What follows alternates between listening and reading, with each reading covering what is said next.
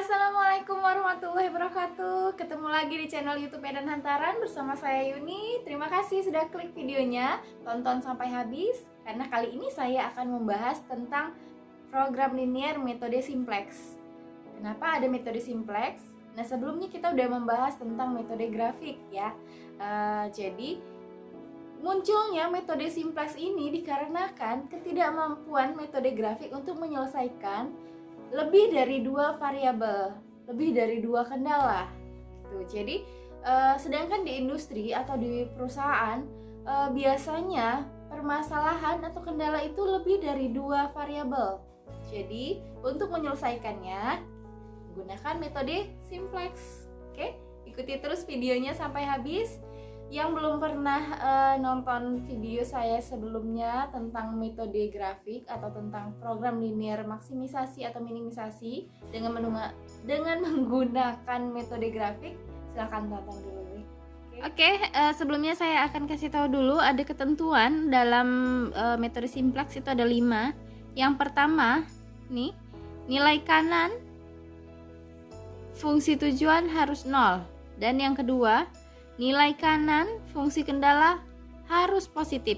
Apabila negatif, nilai tersebut harus dikalikan -1 biar hasilnya positif. Yang ketiga, fungsi kendala dengan tanda lebih kecil sama dengan harus diubah ke bentuk sama dengan menambahkan variabel slack atau surplus. Variabel slack atau surplus disebut juga variabel dasar. Yang keempat, fungsi kendala dengan tanda lebih kecil, lebih besar sama dengan, maksud saya diubah dulu ke bentuk lebih kecil sama dengan cara mengalihkan dengan -1. Lalu diubah ke bentuk persamaan dengan ditambahkan variabel slack. Kemudian karena RHS-nya negatif atau nilai kanannya negatif, dikalikan lagi dengan -1 dan ditambah artificial variable dalam kurung simbolnya M gitu ya. Yang kelima, fungsi kendala dengan tanda sama dengan harus ditambah artificial variable. Oke, ini 5 ketentuan yang harus diterapkan dalam pengerjaan metode simplex. Ini dia contoh soalnya. Diketahui nilai Z sama dengan 3x1 ditambah 5x2. Kemudian fungsi kendalanya ada 3. Yang pertama adalah 2x1 lebih kecil sama dengan 8. Dan yang kedua 3x2 lebih kecil sama dengan 15. Dan kendala ketiga 6x1 ditambah 5x2 lebih kecil sama dengan 30. Nah, di sini memiliki 3 kendala yang memiliki tanda yang sama ya. Ketiga kendalanya yaitu tanda lebih kecil sama dengan. Oke, selanjutnya langkah-langkahnya adalah pertama adalah mengubah fungsi tujuan dan fungsi kendala. Caranya gimana ngubahnya? Ngubahnya sesuai dengan ketentuan yang saya sebutkan tadi yang ada 5. Masih ingat? Yang pertama ketentuannya adalah nilai kanan atau NK dari fungsi tujuan harus 0. Nah, di sini fungsi tujuannya kan tidak ada nilai kanannya ya, tidak 0 ya, maksud saya ya. Di sini ya, tidak 0. Berarti kita harus rubah menjadi 0. Gimana cara rubahnya? Seperti ini. Z ini nilai sama dengan harus dipindah keluar sini. Sehingga tandanya harus berubah menjadi negatif karena di sini positif berubah menjadi negatif jika melewati sama dengan. Berarti Z minus 3x1 minus 5x2 sama dengan 0. Nah, seperti ini. Bagaimana fungsi kendala? Ayo kita rubah fungsi kendalanya seperti ini. Karena di sini fungsi kendalanya ketiga-tiganya memiliki tanda yang sama, yaitu lebih kecil sama dengan, berarti kita harus lihat ketentuannya. Ketentuan yang tadi nih ya. Oke, ini sama dengan ketentuan nomor 3 ya. Fungsi kendala dengan tanda lebih kecil sama dengan harus diubah ke bentuk sama dengan. Caranya dengan menambahkan variabel slack atau surplus. Oke, seperti ini caranya. Seperti ini. Jadi sama ya, 2x1 ditambahkan nilai variabel surplusnya atau variabel slacknya. Di sini yang variabel slack adalah x3. Kenapa x3? Saya buat tandanya x3 karena di persamaan fungsi kendala ini hanya menggunakan x1 dan x2. Berarti tidak ada x3 ya. Berarti di sini saya bisa pakai x3. Ditambahin x3 sama dengan 8. Tandanya sudah berubah. Yang tadinya sama dengan lebih kecil atau sama dengan, di sini sudah berubah menjadi sama dengan karena penambahan variabel slack yaitu x3. Kemudian di persamaan kedua, 3x2 ditambah x4 sama dengan 15. X4 ini adalah variabel slack-nya. Kenapa x4? Karena seperti tadi yang ada cuma x1, x2, x3, dan x4 selanjutnya. Persamaan ketiga, 6x1 sama ya, ini 6x1 tambah 5x2 ditambah variabel slack-nya yaitu x5 karena berurutan ya, 3, 4, 5. Sudah berubah tandanya menjadi sama dengan 30. Jadi gampang banget ya, tapi kita harus lihat yang paling harus diperhatikan adalah tandanya ini bagaimana ketentuannya. Jadi ketentuan tadi yang 5 itu sangat penting untuk mengetahui merubah persamaannya ini. Oke, langkah kedua yaitu menyusun persamaan ke dalam tabel. Jadi persamaan yang ada di sini yang udah kita rubah bentuknya, kita susun ke dalam tabel. Seperti apa? Gini ya. Jadi di sini ini Z, variabel dasarnya itu Z. Sedangkan X2, X4 dan X5 itu sebagai variabel surplus atau variabel slack itu adalah sama ya dengan variabel dasar. Makanya dia diletak di sini. Ini variabel dasarnya. Oke, bagaimana? Untuk nilai Z-nya ada 1 di sini. Ini 1 ya. Kita masukkan nilainya 1. Kemudian di persamaan Z, maksudnya di fungsi tujuan yang Z ini isi X1-nya berapa? X1-nya adalah min 3. Ini ya, min 3. Jadi di sini isinya min 3. X2-nya ada. Di sini X2-nya adalah min 5. Kita tulis min 5. X3 ada enggak? Tidak ada, berarti X3-nya 0. X4, X5 juga tidak ada, berarti 0 dan 0. Nilai kanannya berapa? Nilai kanannya juga 0. Nih, sama dengan 0. Oke. Kemudian persamaan berikutnya untuk X3, selanjutnya di sini ngisinya di fungsi Z tidak ada nilai X3, X4, X5, berarti nilainya di kolom yang ini adalah 0. Oke. Selanjutnya di persamaan yang berikutnya, nilai X3-nya ada tidak? Ada ya, 1. Benar? Sedangkan nilai X1-nya ada berapa? Ada 2. Ini nilai X1-nya adalah 2. Di sini 2. Kemudian nilai X2-nya ada tidak? Nilai X2 tidak ada, berarti 0. Kemudian tadi nilai X3-nya 1 ya. Sudah kita bahas ya tadi nilai X3-nya 1, berarti di sini kita buat 1. Selanjutnya, nilai X4 ada? Tidak ada. Nilai X5 juga tidak ada. Nilai kanannya berapa? Nilai kanannya ada 8. Jadi kita masukin 8. Selanjutnya, persamaan berikutnya, nilai X1-nya ada di sini. Kendala berikutnya tidak ada ya nilai X1, berarti 0. Nilai X2-nya ada 3, yaitu 3X2. Kemudian nilai X3-nya ada. Nilai X3 tidak ada, berarti 0. Nilai X4 ada 1. Ini ya. Kemudian nilai X5 tidak ada. Nilai kanannya ada 15. Oke, ini. Selanjutnya, untuk persamaan terakhir, X1-nya ada 6. Nih, 6x1. Berarti di sini isinya 6. Kemudian nilai x2-nya ada 5.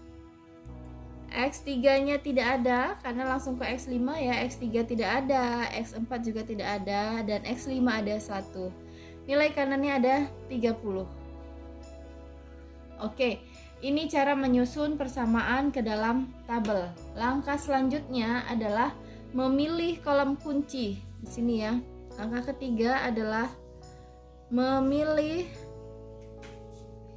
kolom kunci. Apa itu kolom kunci?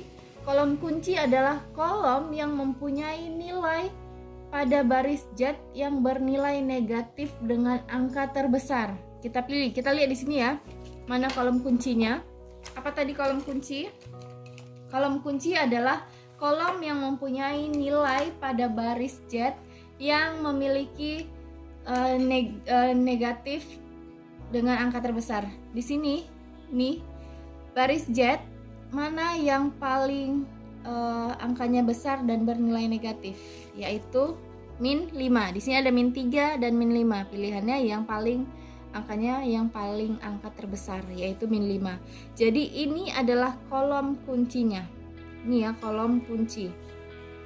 Kita tandain dengan merah aja ya. Ini sebagai kolom kunci. Kalau kolom ke bawah ya, baris baru ke samping. Bener nggak sih? Bener ya. Ini kolom kunci. Kita tandain ya, ini sebagai kolom kunci. Langkah keempat adalah memilih baris kunci. Pokoknya gampang banget nih. Cuman suruh milih-milih aja. Memilih baris kunci. Langkah keempat. Bagaimana itu baris kunci? Baris kunci adalah baris yang mempunyai indeks terkecil. Jadi sebelumnya kita harus isi dulu nih indeksnya untuk menentukan baris kunci. Oke. Bagaimana mencari nilai indeks? Nilai indeks adalah indeks sama dengan nilai kanan atau NK per nilai kolom kunci. Nilai kolom kunci. Oke, kita isi indeksnya ya. Nilai kanan, ini nilai kanan dibagi dengan nilai dari kolom kunci. 0 dibagi dengan min 5 itu hasilnya 0 ya. Berarti indeksnya 0. Kita pakai pulpen yang lain warna ya biar gampang nandainnya. Oke, kita pakai pulpen warna biru aja. Indeksnya ini 0 dibagi apapun hasilnya adalah 0. Nah, ini kemudian 8 dibagi 0, apapun yang dibagi 0 hasilnya tidak terhingga. Kemudian 15 dibagi 3 adalah 5. Selanjutnya 30 dibagi 5 hasilnya 6. Oke, indeksnya sudah diisi semua, sudah diketahui. Berarti kita tinggal menentukan baris kuncinya yang mana. Baris kunci adalah baris yang mempunyai indeks terkecil. Di sini yang indeks terkecil yang mana? Kalau 0 itu tidak terkecil ya. Itu artinya tidak ada ya. Sedangkan tidak terhingga kita tidak tahu angkanya berapa. Berarti di sini yang terkecil adalah 5. Artinya baris kuncinya adalah yang ini. Ya. Kita tandain aja baris kunci itu dari sini pakai pulpen warna biru. Kelihatan enggak sih? Baris kunci hanya sampai di NK saja, indeks tidak termasuk dengan baris kunci. Ini adalah baris kunci. Seperti tadi saya bilang, baris itu ke samping, kalau kolom ke bawah. Oke, setelah ini kita langkah berikutnya adalah menentukan angka kunci dan juga koefisien angka kunci. Langkah yang kelima adalah mengubah nilai-nilai baris kunci, mengubah nilai-nilai baris kunci. Caranya gimana? Caranya adalah dengan cara membaginya dengan angka kunci. Jadi gini, baris baru kunci sama dengan baris kunci dibagi dengan angka kunci. Ini rumusnya ya.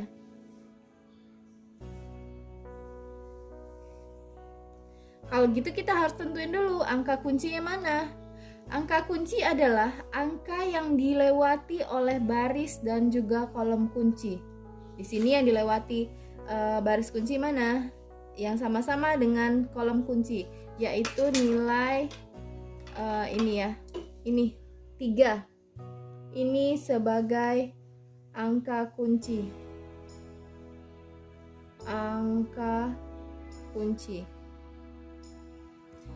Sedangkan min 5 ini tadi yang kita pilih menentukannya, ini adalah koefisiennya ya. Koefisien kolom kunci. Koefisien, kasihan kali pulpennya. Oke, saya ulang ini pulpennya, kok kasihan kali. Koefisien angka kolom kunci. Karena dialah yang menentukan tadi pemilihan kuncinya tadi, kolom kuncinya ya. Ini yang min 5. Ini sebagai koefisien angka kolom kunci. Oke, kita udah dapat angka kuncinya. Tadi rumusnya bagaimana? Baris baru kunci adalah baris kunci dibagi angka kunci. Pening kan kebanyakan kunci-kunci kan. Makanya perhatiin bagus-bagus. Oke, ini kita mau kurangin ya, mau membagikan untuk membuat baris baru kunci. Nah, yang perlu dirubah hanya ini ya, baris baru kunci. Ini baris barunya nanti di sini. Karena di sini X2 yang menjadi kolom kuncinya, berarti baris kunci yang tadinya di sini variabel dasarnya X4 akan berubah menjadi X2. Ini ya, akan bertukar. Jadi di tabel barunya di sini hanya Z X3. Nah, di sini jadi X2, bukan X4 lagi. Ingat, bukan X4 karena di sini dari kolom sudah berubah. Harus mengikuti kolom kuncinya apa? Barisnya harus berubah. Jadi X2 ya. Kemudian di sini tetap X5. Ini baris baru kunci yang berubah yang di sini, yang X2 ini. Yang lainnya tetap sama. Di sini tetap 1, tetap 0, tetap 0.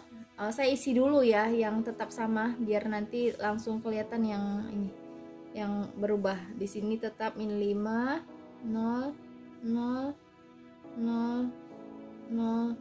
Di sini 0, ini indeksnya.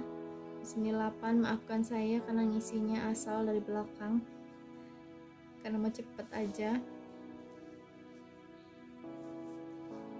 Oke.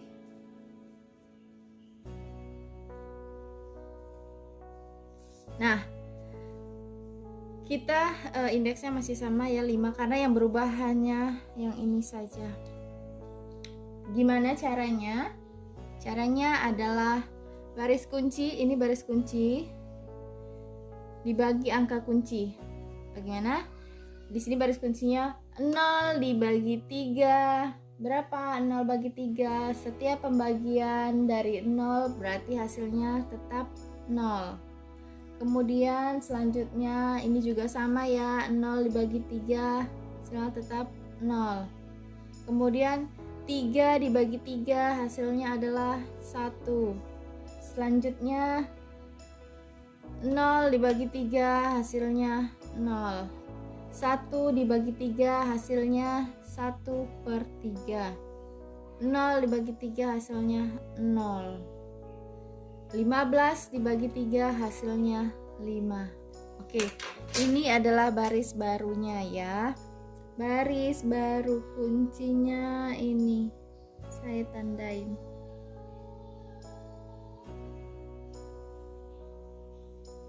Oke, kita udah sampai ke langkah kelima, yaitu mengubah nilai-nilai baris kunci. Sudah berubah, sudah beda kan dari ini. Langkah yang keenam adalah, langkahnya sampai 7 ya, tapi memang panjang banget nih. Mengubah nilai-nilai selain baris kunci sehingga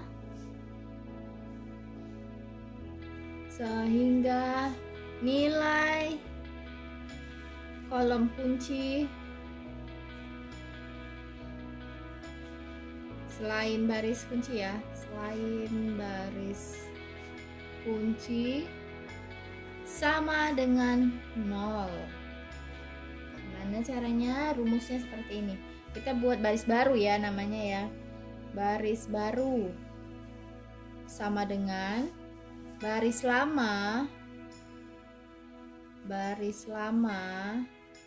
dikurang koefisien angka kolom kunci dikali nilai baris baru kunci. Ini caranya.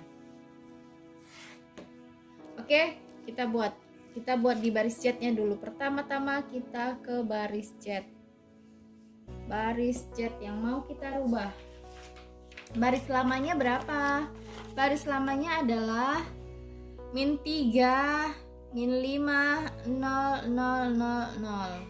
Oke, kita tulis ya, baris lama. Nggak usah di kolom, langsung aja gini. Baris lamanya adalah -3, kemudian -5, kemudian 0, 0, 0, dan 0. Ini baris lama. Selanjutnya NB, kita singkat aja ya, NBBK, nilai baris baru kunci. NBBK, lama, panjang nulisnya kalau ini. Nilai baris baru kunci. Nilai baris baru kunci berapa? Yang tadi ini, nilai baris baru kunci yang 0, 0, 1, 0 setengah, 0,5. Oke, kita tulis. Tapi sebelumnya caranya ini ya, koefisien angka kolom kunci dikali nilai baris baru kunci. Koefisiennya berapa? Ini koefisiennya, kan udah tahu tadi, -5, koefisiennya -5 dikali baris baru kunci. Itu ada 0. Nih ya, nih 1, 0, kemudian 1/3, kemudian 0 dan 5. Oke, kemudian dikurangin. Ini kali ini dulu pertamanya supaya bisa nguranginnya. -5 dikali 0, ayo berapa? 0 ya, semua pengalian menjadi 0. Jadi kita buat di sini, ini tetap 0. Kemudian -5 dikali 1, -5. Berarti di sini -5. Berarti gini, -3 dikurang 0, hasilnya -3.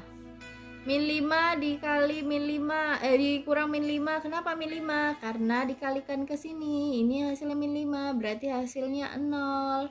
Di sini juga hasilnya tetap 0 karena 0 kurang 0. Ini kenapa 0? Karena -5 dikali 0, 0. Nah, jadi sini 0.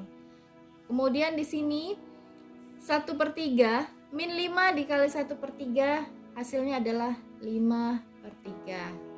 0 dikurang 5/3 hasilnya akan 5/3. Di sini nilainya 0. Ini -5 dikali 5 sama dengan 25. 0 kurang 25 hasilnya 25. Oke, ini adalah baris baru. Ini menjadi baris baru. Nah. Oke, ini udah saya masukkan ke dalam tabel ya, nilai-nilainya. Ini tabel yang terbaru berarti yang saya masukkan dari nilai baris baru ini. Oke. Nih langkah ketujuh, langkah selanjutnya adalah saya lanjutkan dengan mencari baris yang lainnya ya, baris X3 dan baris X5 seperti ini. Ini nilainya sudah saya temukan baris barunya. Nah, selanjutnya setelah kita temukan baris-baris baru ini, kita masukkan ke tabel dengan isian seperti baris yang baru ini. Gimana tabelnya? Yuk kita gambar sama-sama. Ini dia melanjutkan perbaikan-perbaikan atau langkah 3 sampai 6 sampai barisnya tidak ada lagi nilai negatif. Berarti kita ulang langkah dari langkah ketiga sampai ke-6 hingga baris Z-nya tidak ada negatif. Berarti sudah selesai kalau baris Z tidak ada negatif. Oke, ini tadi kolomnya ya. Kolom yang terbaru. Berarti kalau kita disuruh ngulangin dari langkah ketiganya adalah menentukan kolom kunci. Nah, di sini kolom kunci harus nilai negatif paling besar ya. Di sini nilai negatif baris Z-nya hanya tinggal 1, yaitu -3. Berarti sudah bisa kita tentukan untuk untuk kolom kuncinya adalah di -3 ke bawah. Oke, ini menjadi baris kolom kunci. Ini kolom kuncinya. Oke, setelah menentukan kolom kunci, langkah keempat yaitu memilih baris kunci. Memilih baris kunci sebelumnya harus mengisi indeks. Indeksnya diisi ini 8 dibagi 2 sama dengan 4.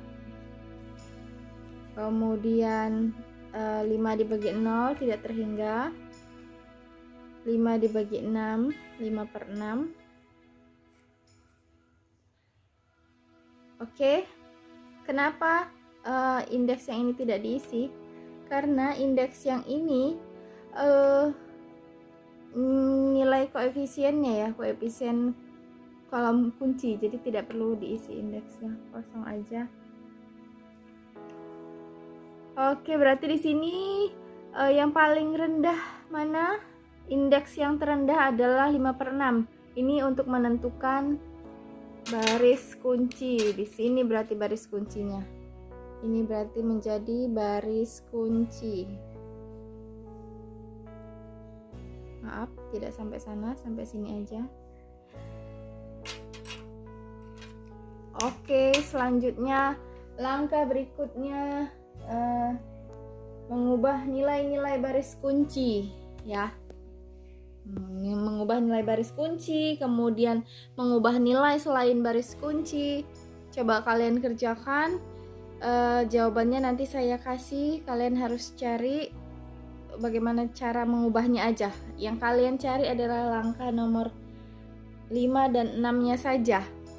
Nanti saya kasih kolom baris terbarunya, harus sama nilainya seperti yang saya kasih kolomnya ya.